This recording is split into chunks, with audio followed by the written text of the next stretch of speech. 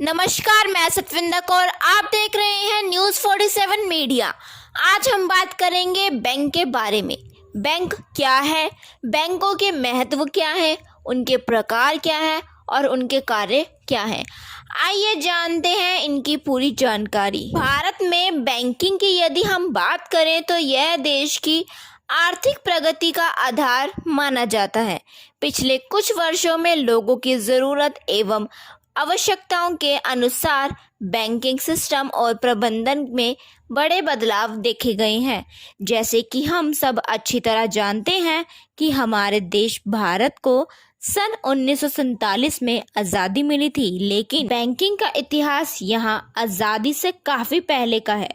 अर्थात हमारे देश भारत में बैंकिंग सिस्टम की शुरुआत आज़ादी से पहले ही हो चुकी थी। यहाँ यह कहा जाता है कि हमारे देश भारत में पहला बैंक सन 1770 ईस्वी में बैंक ऑफ हिंदुस्तान के नाम से देश की तत्कालिक राजधानी कलकत्ता में स्थापित हुआ था, लेकिन यह अच्छे ढंग से कार्य कर पाने से असफल रहा और सन 1832 में बैंक ने अपना कार्य बंद कर दिया था।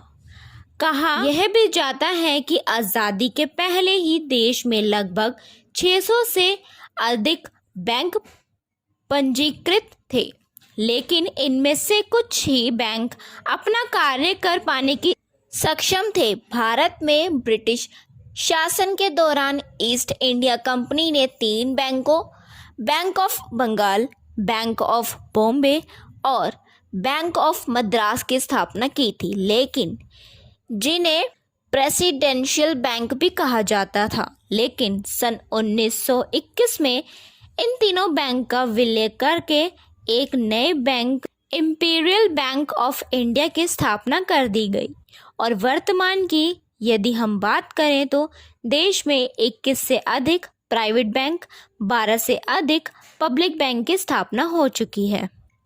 अब हम जानते हैं बैंक और बैंकिंग सिस्टम क्या है।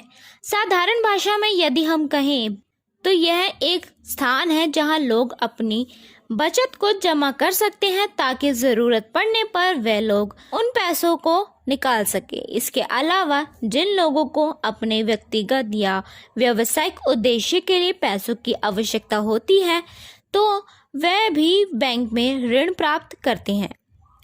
इसलिए एक ऐसा संस्थान जिससे सरकार ने पैसे जमा करने और लोगों को ऋण प्रदान करने के लिए लाइसेंस दिया होता है, बैंक कहलाता है। बैंक जिस प्रणाली को तहत अपने ग्राहकों को वित्तीय सेवाएं प्रदान करते हैं उसे बैंकिंग सिस्टम कहते हैं।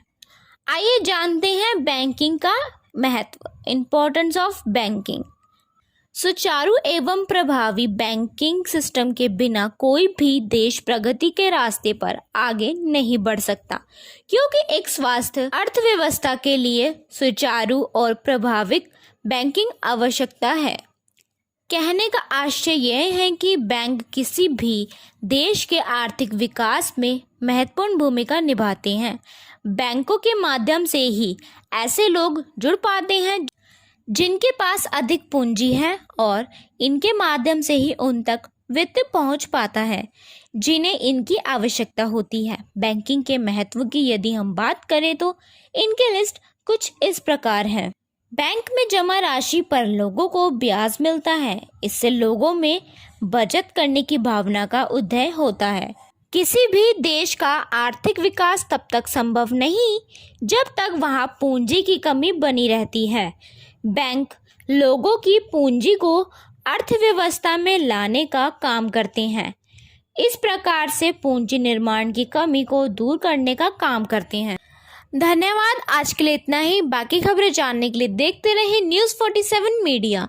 इस वीडियो को लाइक और कमेंट करके हमें ज़रूर बताएं कि आपको ये वीडियो कैसी लगी और इस चैनल को सब्सक्राइब करना ना भूलें।